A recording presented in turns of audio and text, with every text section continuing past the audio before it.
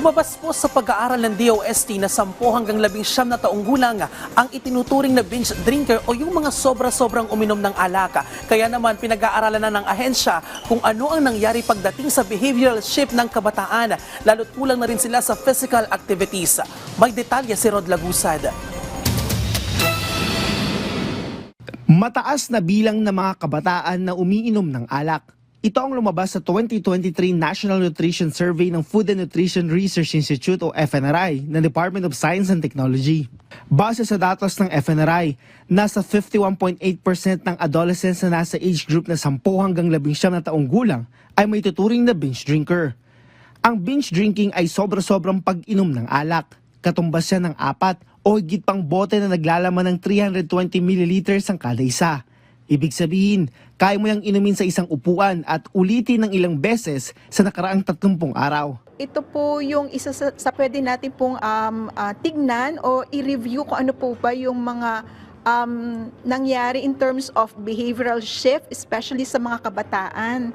So I think marami po sa atin ngayon yung mga YOLO na ang attitude. So marami po ay siguro after the pandemic ay mas naging recreational. Kasabay nito, nakitaan rin na may pagtaas pagdating sa kakulangan ng physical activity sa naturang age group. Base sa datos, nasa 75.5% o 3 sa kada 4 na adolescent ang kulang ang physical activity.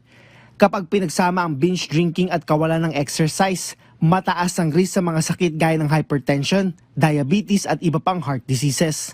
Ayon sa FNRI, malaking bagay dito ang intervention sa murang edad pa lamang. I think yun yung target din ng mga policies. Hindi na yung nandun na sa adulthood, which is alam po natin na medyo mahirap na rin i-halt. It's because pagka-behavior po kasi it's more on parang na ano sila, yung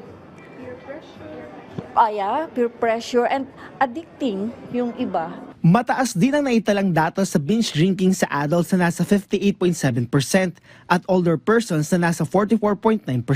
Nasinabayan pa ng mataas din na bilang ng kakulangan ng physical activity sa mga adult. What we can recommend and sana po ay magawa po ng ating mga kapwa Pilipino ay yung magkaroon tayo ng physical activity every day.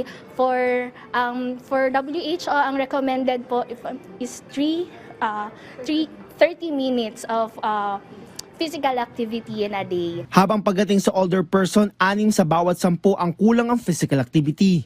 Payo ng FNRI sa mga nakatatanda, magkaroon ng physical activity kasabay ng healthy lifestyle, healthy eating patterns at iwasan ng bisyo tulad ng paninigarilyo at pag-inom ng alak.